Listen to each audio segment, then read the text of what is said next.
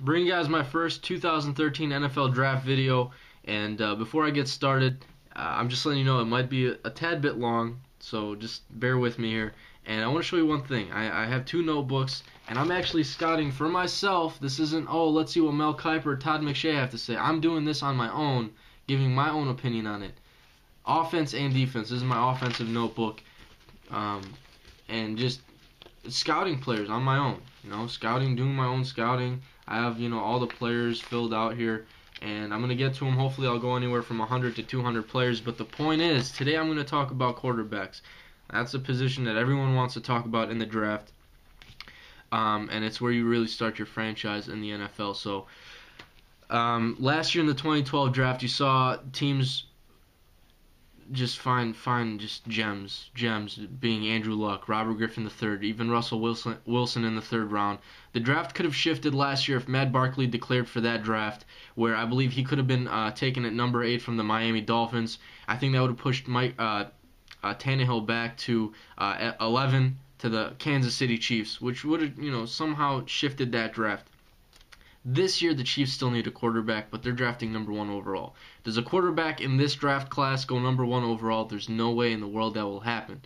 I see them doing two things. This is obvious. I think they'll go with offensive tackle Luke Joeckel out of Texas A&M, and then take a second-round quarterback. You take that tackle to protect your second-round quarterback, which makes sense. Or you trade down, get a handful of picks, and possibly see where the quarterback talent is, and depending on where you are in the first round, and take a quarterback there. But that's just me.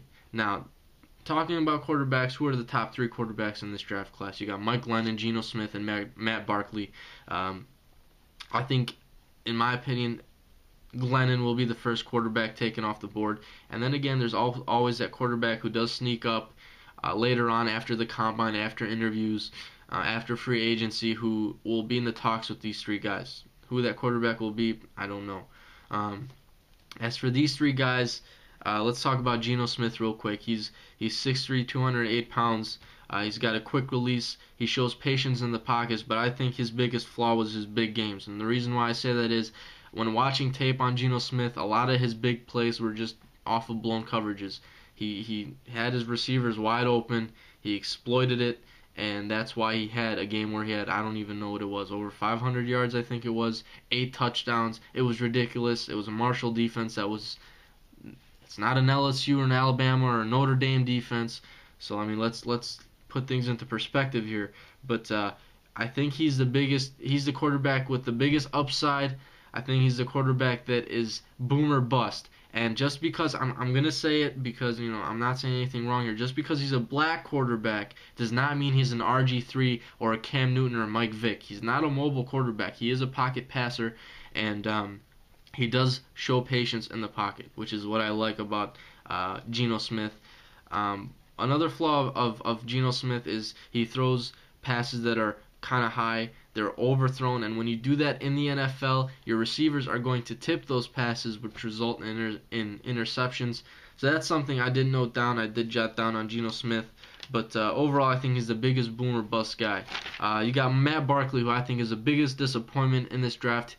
He's 6'2", 228, and I shouldn't say in this draft. I meant between the 3 quarterbacks. I believe he would be fitted for a West Coast type offense in the NFL. The reason why I said he's the biggest disappointment, this year he went, I believe, 7-4, I believe it was, before he got hurt. He took 4 losses. He was hurt. Can't really evaluate him anymore. His accuracy was off. It wasn't like it was last year. His decision making at times is questionable. I thought Matt Barkley was going to be the number 1 guy in this draft class amongst quarterbacks, and I think he's number 3 on this list.